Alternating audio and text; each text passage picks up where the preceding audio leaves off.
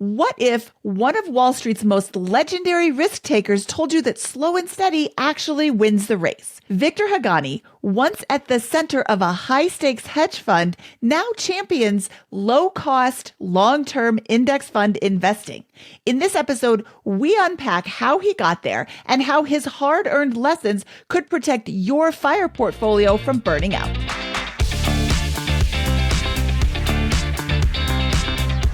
Hello, and welcome to the BiggerPockets Money podcast. My name is Mindy Jensen, and with me, as always, is my slow and steady co-host, Scott Trench. Thanks, Mindy. Always great to see the expanding portfolio of introductions that you bring to every podcast. Today, we're talking to Victor Haghani, two-time TED Talk presenter who got his start at Salomon Brothers and founder of Elm Wealth, a low-cost ETF management company. Welcome to BiggerPockets Money, Victor. Great to be on. Before we get started talking about index fund investing and long-term diversified portfolios, I would love to hear just a little bit about your background. What has your investment journey and your experience with investing been like? So I'm 63 years old, and I started working in Wall Street in 1984 after studying finance. And I started off working in the fixed income area in research. And then I moved out onto the trading floor and was doing bond trading for my Wall Street career that went through Salomon Brothers and then into the hedge fund LTCM.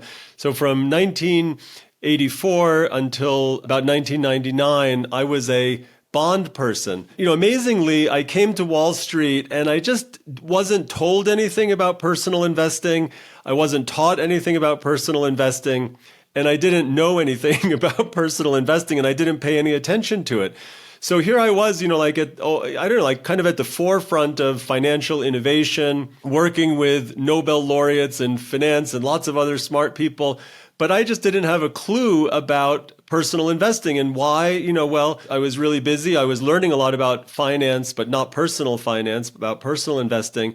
And I just didn't really do any investing. There were also compliance constraints around working at a bank in terms of what you could do. So basically, I was just making money, more or less not really investing it. And then when I worked for the hedge fund LTCM, then the natural thing to do was to take a lot of my savings, too much of my savings, and put it into the hedge fund, which was a lesson, an expensive lesson in diversification and overconfidence. So I really made it through almost 20 years of working in Wall Street without thinking about how to invest. So when I came out, like 1999, 25 years ago, it was like, okay, I've got to focus now on investing for my family. I was taking a long sabbatical, I was coming out of the industry. And so I looked around and I started down a path of following what I thought were really smart things, like what David Swensen was doing at the Yale Endowment. And I just thought that it made sense for me to be an investor in private equity and venture capital and hedge funds and all this.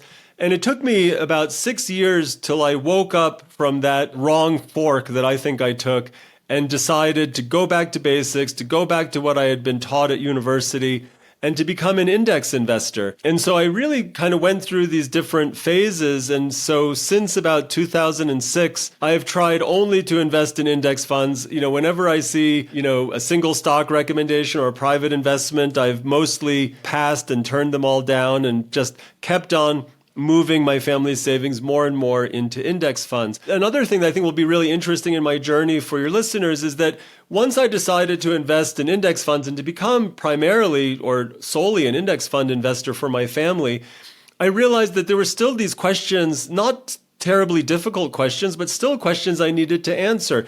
How much U.S. equities did I want? How much non-U.S. equities did I want? How much did I want factor exposures and smart beta? Did I want to change my asset allocation over time?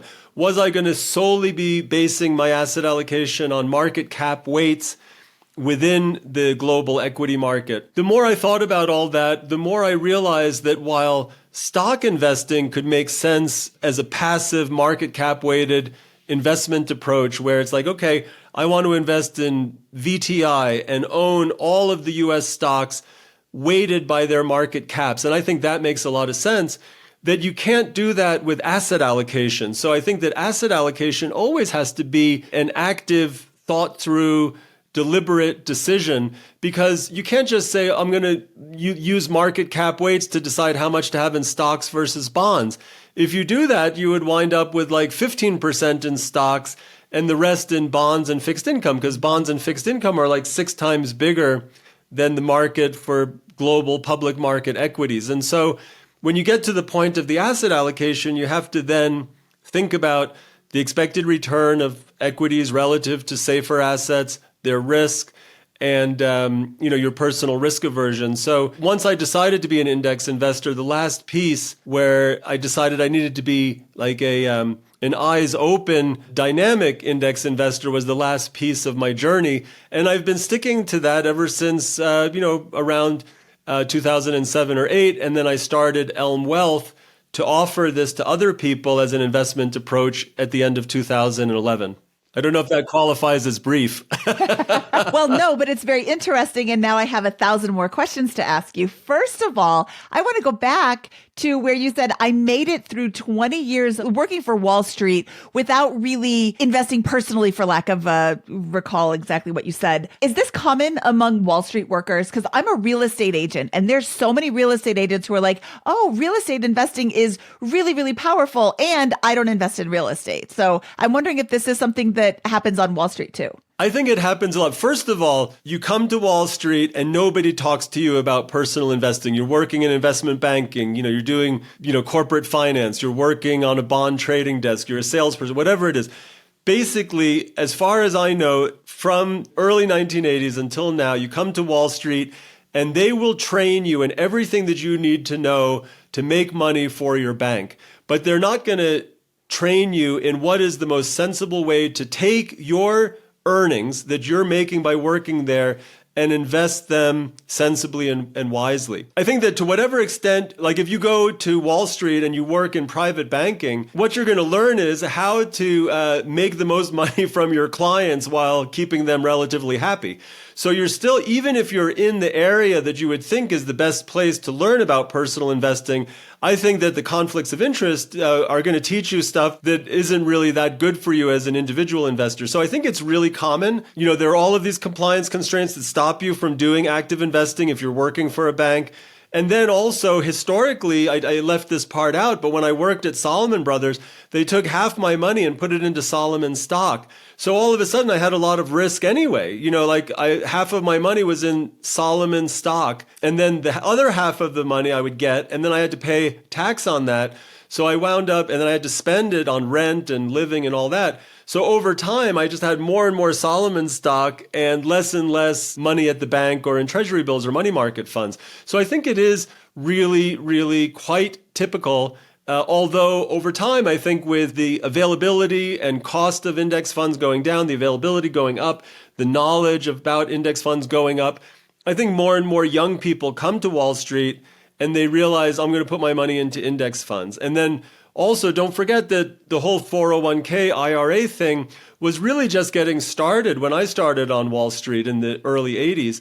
Now people going there, they'll get their 401k plan. They know that they should put a lot into it because it's pre-tax. And then they'll have these good options in general in their 401ks that are nudging them into a better direction for their investing. So I think things are a little bit better, but in general, yeah, I think it's really typical. You said in 2006, that's when you made the jump to index funds. What was your net worth before 2006, and where was it allocated? Was it still all in Salomon stock, or did you sell that when you left? Well, I left Salomon in 1993 when I got married. And I was a co-founder of a hedge fund, LTCM, which spectacularly blew up in 1998. So I had a lot of our savings in LTCM, came out of LTCM. Luckily, I didn't have all of our savings in LTCM. From 1999 on, I was really focused on just trying to grow our wealth in a sensible way. I guess in 2006, my family's savings was probably a quarter of what it is today or something like that, or a third of what it is today. In 1999, I had lost a lot of money, but I was a fire. I was financially independent and I had retired early. And from 2000 or 2001, until 2011, I was an at-home dad. I was with my young kids and I devoted that period to being retired. And then I started back up working gently in 2011. The way you're presenting it, it makes it appear as if you just made so much money on Wall Street that it overcame the lack of investing and so much money managing the hedge fund that even when it blew up, you still had enough assets to be financially independent, retired early in 1999. Is that the right impression that I'm picking up from the story? I mean, and also, that my family's spending needs, were not off the charts. But yes, I mean, that Wall Street was incredibly generous and kind. I was very, very lucky. I couldn't have done worse with my investing. Yet, I made so much money on Wall Street that after all of that disastrous personal investing, there was still enough for my family, to retire. I mean, not to retire with yachts and private jets, really comfortable and being able to send our kids to university, however much it cost and all this stuff. We could have a comfortable life if I didn't ever work again from where we were in 2001 or so, I would say. What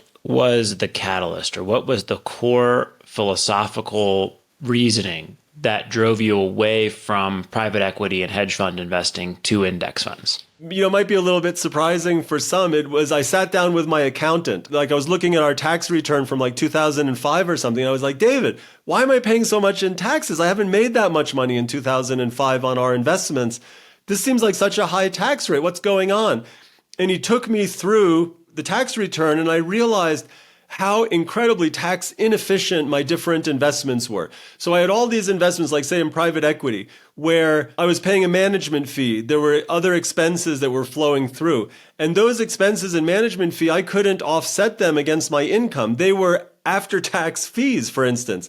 Then there were all these different investments I had that were generating short-term gains. Sometimes I had some investments that were generating gains that were bigger than the economic gains because they had some accelerated taxes. And so I just was like, wow, if I were invested in index funds, I'd be paying tax at a low rate on my dividends, and I'd be paying capital gains tax at the long-term rate when I eventually realize the gains. Like, I wouldn't be paying even every year. So I'd effectively have a much lower tax rate in index funds than I would in all this crazy, frenetic, active investing I was doing. So that was like the catalyst where, wait a second, this, that got me thinking that I was going down the wrong path.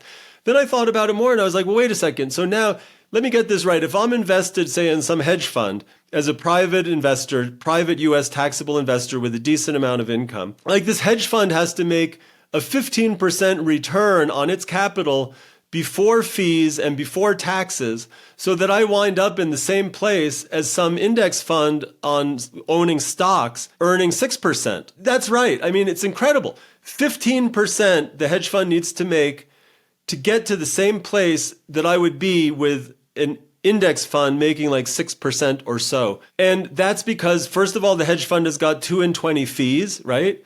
And then the hedge fund is tax inefficient for me. And you put those together, and it's like, wait, I mean, it doesn't even have to be 15%. Call it 13% versus 6%, right? It's like, this doesn't make sense. And remember, I was a hedge fund guy, too. But as I thought about it as a private investor, et cetera, I just didn't think that it could possibly make sense. So I really started to think about the fees, what it was doing, the diversification. Like, I wanted so much diversification. Any investor, the only 2 ways you can beat the market are concentration. You have to be less diversified than the market. You have to make bets that are concentrated, and or the use of leverage. Those are the only 2 ways. There's no other way to beat the market other than to be concentrated in your positioning and or using leverage, or both, doing both. And, I just wanted diversification. I didn't want leverage. I wanted to reduce tail risk as much as I could.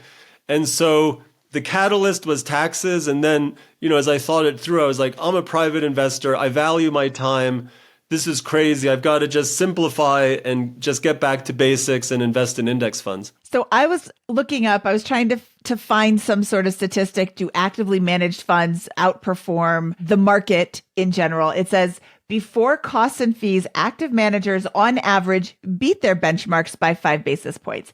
after costs and fees, they underperformed the benchmarks by about 5 basis points. So it doesn't really make sense to go with those actively managed funds because it doesn't matter about before costs and fees. That's not what I'm paying. I'm paying after costs and fees. So they're underperforming. Why would I continue to invest in an underperformance? I mean, yeah, every once in a while there's one. Please don't email me and tell me about this one time your fund outperformed by like 30%. Great. I'm so happy you had that success. But also, that's not the norm over time. Yeah, absolutely. And that's only half the story, because the other half of it is that these funds are taking more risk. Because remember what I said, the only way you can beat the market is to take more risk, either through leverage or concentration.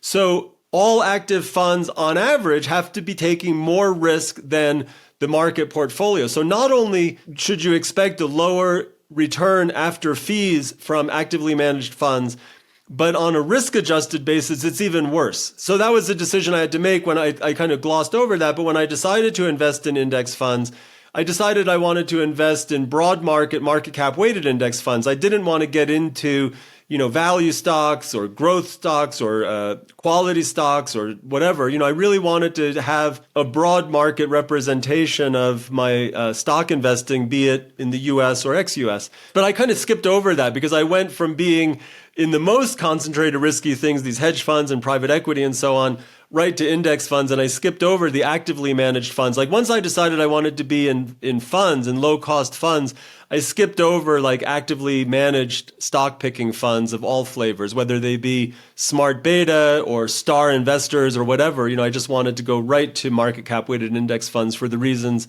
you said, and also this risk reason. I would just love to react to what you've said here about and the advantages of index fund investing or low cost index fund investing specifically versus actively managed funds. And I'll frame it this way. One, if you want to get an outsized excellent return, you must do something contrarian, something that everyone else is not doing by definition, and you must typically concentrate those investments. So a private equity firm that invests in 10 businesses, for example, in a niche industry could outperform the market. That's why they're going to get the 2 and 20 fee structure. That can fool you, however, because that outperformance can happen for 1, 3, 5, 7 years in that particular sector, and it could be totally different in the next 7 years. So it's really hard to pick those winners. And the other trap that you get find with actively managed mutual funds is that they're really not that different from an index fund investment. They really have a large number of holdings in a widely diversified basket of investments. And if they are doing that, the returns are going to be very close to the index fund before fees, and after fees, they're going to underperform. And so the index fund is just the better answer for the vast majority of people who are not going to attempt to try to outperform the market. And if you're going to try to outperform the market, I feel like you got to make a concentrated set of bets in some of these, and you got to be ready to hold on for the ride because you're going to get a different type of return if you go with something that is truly uncorrelated or truly has a chance to outperform over time. How am I doing? Do you agree with that, Victor? I agree with all of that. I would put a little bit of icing onto that cake that you baked and say that if you do decide to try to beat the market by doing something different than the market, right? You have to do something different than the market. You also have to realize that there's somebody else who's doing the opposite of what you're doing. And who is that person that's doing the opposite, right? There has to be somebody that if you're going to underweight some stocks and overweight other stocks, somebody else out there has to be overweight and underweight. They have to be on the other side. And who is that? Is it somebody that's smarter than you, better equipped than you, or not? Who do you think it is? And I would say that in general, if I were trying to do that, I would definitely feel like the minnow with the sharks being on the other side. So in some ways, contrarian doesn't mean anything in the sense that if you're a contrarian, there's somebody else that's contrarian because they're also being different than the market portfolio of stocks. Like contrarian might not be quite the right word. You're just taking some bets and somebody else is taking the opposite bets.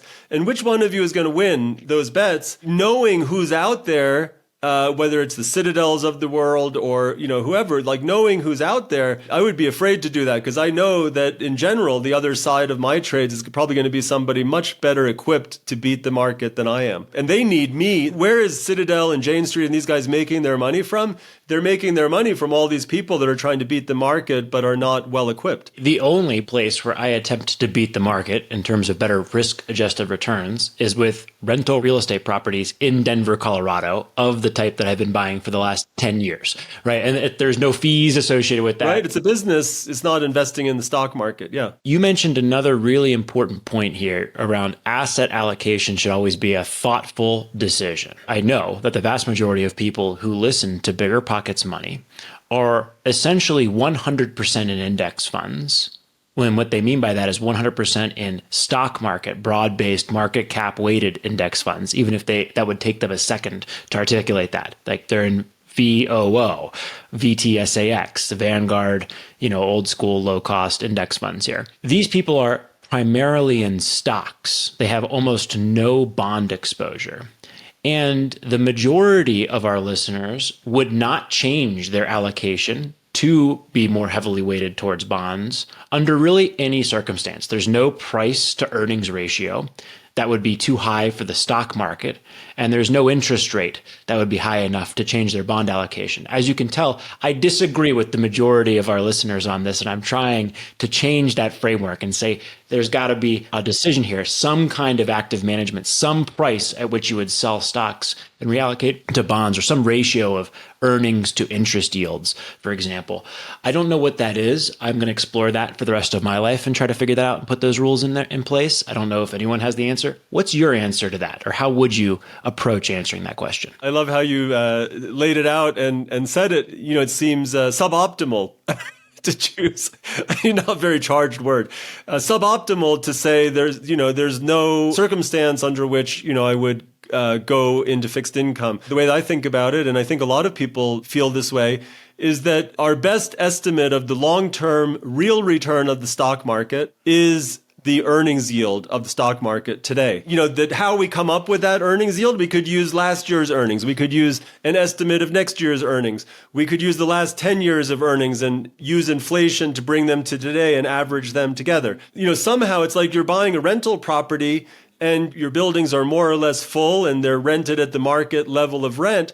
Like that's a really useful predictor of the long-term real return you're going to get, because if you can raise your rents in line with inflation held for a very long time, your return on holding those rental properties is going to be the rental yield at the beginning after inflation. Well, there's another thing for the rental properties, but if you buy properties at a 7% rental yield, but you got a couple percent of expenses, so it's really a 5% net rental yield, and you think that the rents on your properties today are more or less the market rents, and your market of Denver is like more or less an okay place, and the 2% that you're taking out of the 7% is going to also be part of that, keeping those properties in nice working condition, then your long-term expected return after inflation would be 5% if you can raise your rents with inflation. With the stock market, it's the same thing. If we look at the earnings yield today, that's a good predictor of the long-term real return of the stock market. That makes logical sense. The basic idea there would be to say that if companies were paying out all of their earnings as dividends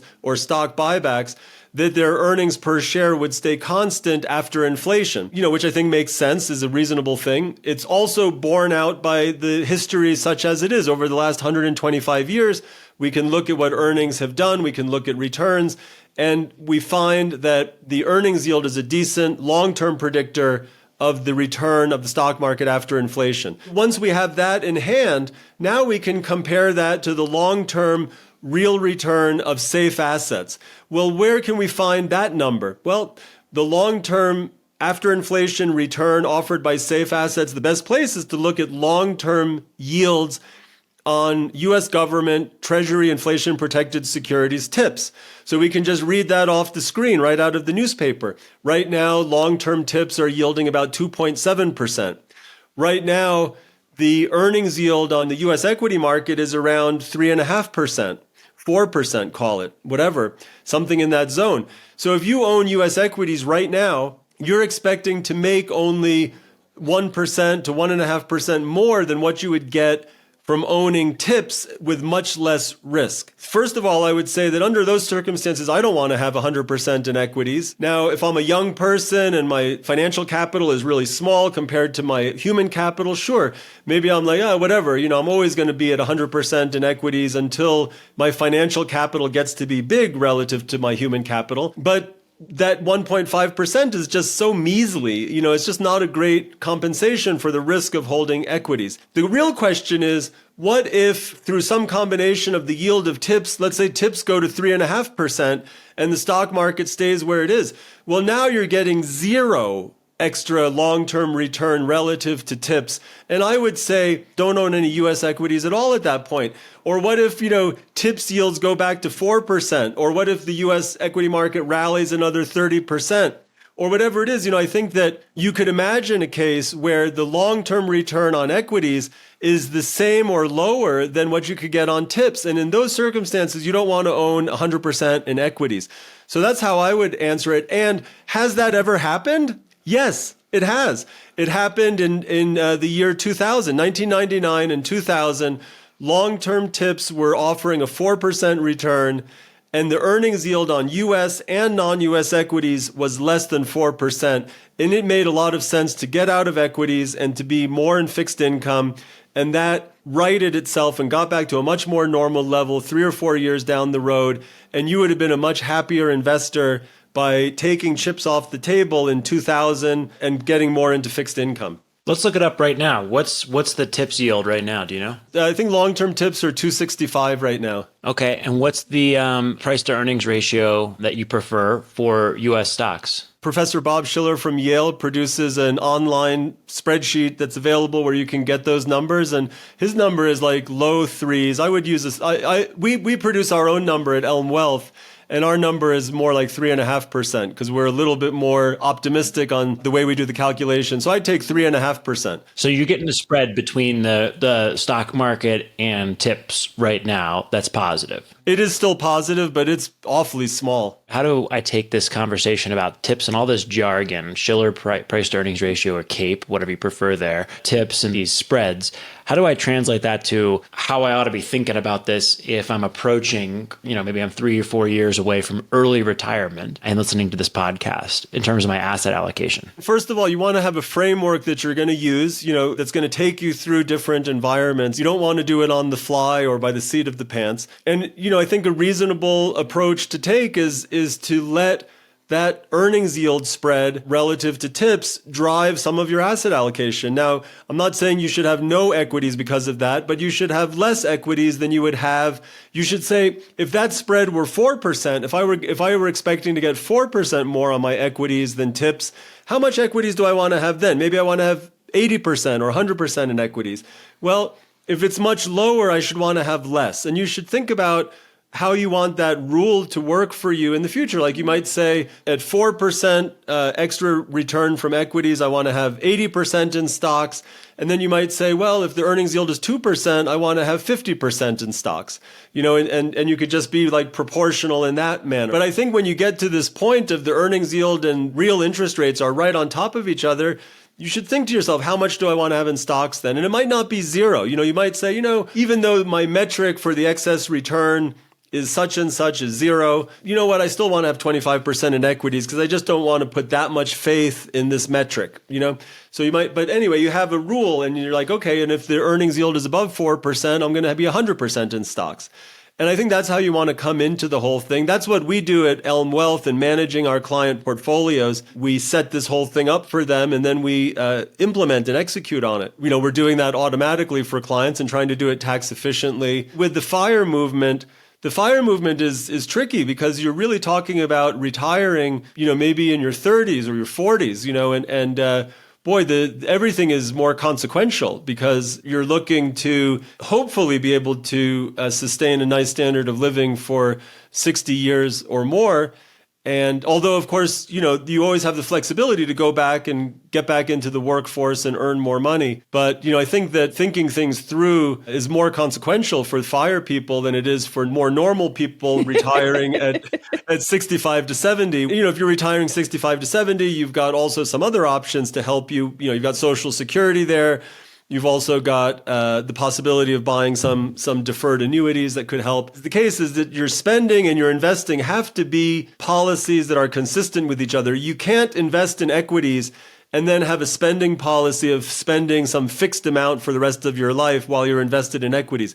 If you're going to be invested in equities, then you also have to move your spending up and down as the equity market is going up and down. You can't run a fixed spending policy off of and when I say fixed, it could be inflation adjusted, but you can't run a fixed spending policy off of a risky portfolio. So are we talking about this for an on the path to FI portfolio or an after FI wealth maintenance portfolio? Both. Asset allocation is always an active, thought through decision based on expected returns and risk. And that holds for before and after retirement. There's a lot of debate around should portfolios change at retirement. I'm more on the side that portfolios shouldn't change that much as you age. That what's right earlier on and later on are kind of similar. I think the biggest way in which things change is when you're really young and again, your human capital is really big and your financial capital is puny. Then sure, you want to own more equities and it doesn't really matter so much what you're doing anyway because your financial assets are small. But once your financial assets are kind of big and your human capital has gone down relative to that, then I think, your asset allocation needn't change all that much as you go through the last 40, 50 years of your life. And, you still need to take account of like Social Security and, things like that. I mean, there's still things to take account of. But I don't think that this gradual move towards fixed income makes a lot of sense to me. And, there's a lot of academic research that says, there's a lot of circumstances under which your portfolio stays relatively constant once it's pretty big, like, again, not when you're in your 20s or 30s, but once you've done a good amount of savings, you don't really need to be changing your portfolio all that much as you age. Victor, walk me through why changing my allocation, even according to a set of pre-written rules, based on the difference in price to earnings ratios, whichever I prefer for the stock market, and risk-free returns, is different than market timing. Market timing, if we ask ChatGPT or Perplexity or Claude, what's market timing? Basically what you get is, and this is exactly how people think about market timing, the market timing is making dramatic shifts to your asset allocation based on relatively short-term signals, based on news and a general reading of the macroeconomic environment. When people say market timing, that's really what they mean. It's like, I was reading the paper, I've been listening to all these podcasts, and man, it's bad up ahead. I'm going to reduce my equities by 70%. Just doing that, week to week, month to month, whatever. Like that is what is meant by market timing. I think what we think of it as. And also, I think that's kind of, it's interesting that the LLMs, give us that description of market timing. That to me is very different than asset allocation driven by expected return and risk. Those are really different, to me, really different things. There's no reading of the tea leaves. You're not trying to capture short-term market moves.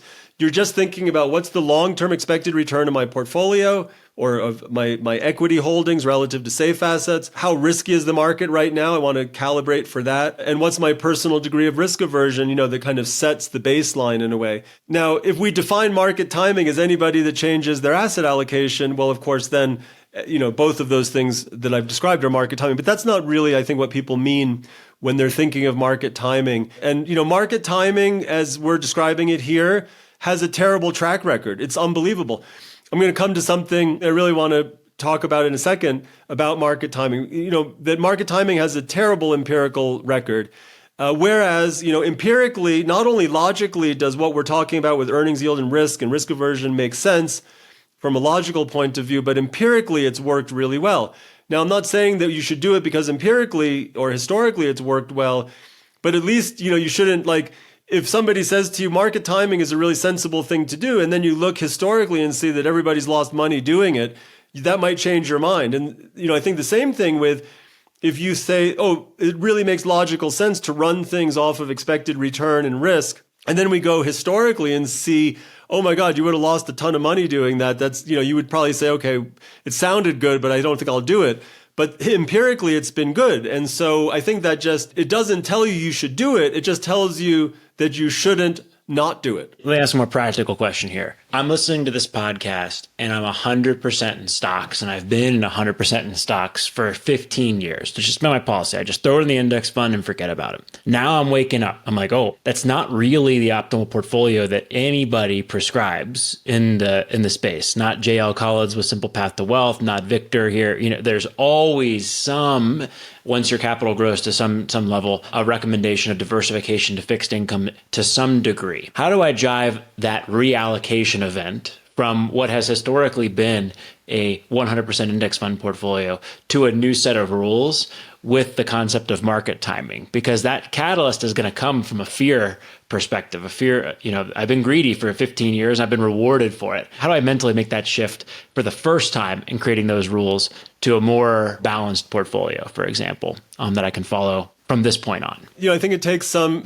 introspection and realizing that, for whatever reason, things turned out great and you should really congratulate yourself and be happy, and then step back and say, okay, I don't have any positions at all. I'm coming at this fresh. I need to have a tabula rasa. I just need to have a blank slate and decide how I want to invest going forward. And then think that through. And the fact that it worked out great is just not consequential from a statistical point of view. Like 15 years of something working, doesn't mean that you found something that's going to work well, forever. And so I think you just have to be willing to step back and look at everything fresh, and as a student with curiosity, to think about it. Now, at any point in time, it can make sense for people to have 100% in equities. You don't always need to have in fixed income. Again, depending on the expected return of equities, depending on your baseline, your human capital versus financial capital, it can make sense to be 100% in equities. But as you said earlier so beautifully, it cannot make sense to always be 100% in equities, no matter what the market is telling us. And if you were an investor in Japan in the late 80s, when the PE of Japanese stocks was at 100 and Japanese investors were like all into Japanese stocks and real estate and everything, that's a really incredible lesson to see that, you could really, stock markets can get to levels where they just are not offering any risk premium relative to safe assets. And when that happens, you have got to pare back, otherwise, it depends on your path. Now, if you did all your savings and you've done really well through that, well, you're going to lose all of, that's your wealth at that time. And no matter when you got into it and, maybe you made a lot of money in the run up, but, just losing the money is always the same. It just always is terrible, and it always is suboptimal to stick with something when the expected returns are telling you it makes no sense to be taking this risk. The only catalyst is to step back and think about a blank slate. How would I do things if I were starting today, irrespective of how I got here with this great fortune? Fantastic. Well, Victor, where can people find out more about you? We have two websites. We have elmwealth.com. That's where clients come that want us to do separately managed accounts for them, and also where we put our research, and you can learn more about a book that we wrote and stuff like that. And then we also have elmfunds.com, which is the website for our ETF that's out there, trades on the New York Stock Exchange. And we keep all of the ETF information on the elmfunds.com website. I'm also on LinkedIn, but not on X or Insta or those things. But you can also find lots of our research on ssrn.com, but all of our research is on our website. And, I would also recommend taking a look at our book. It's called The Missing Billionaires, A Guide to Better Financial Decisions. It was the best book chosen by The Economist when it came out at the end of 2023. And that has all of our thinking about risk and return and sensible long-term investing and spending policies. So, probably that's more than anybody wants to consume of our thinking. Awesome. Well, go check it out. It's been a wealth of knowledge here. Victor, thank you so much for sharing your experience and philosophy on this particularly important point, right? The index fund investing does not mean just being 100% exposed to stocks. There is a philosophy and an active component to it, hopefully governed by a set of rules around your asset allocation approach, even if you are a passive index fund investor. Victor, thank you so much for your time today. And that wraps up this episode of the BiggerPockets Money podcast. Our guest is Victor Haghani from Elm Wealth. My co-host is Scott Trench, and I am Mindy Jensen saying, off we go, leopard gecko.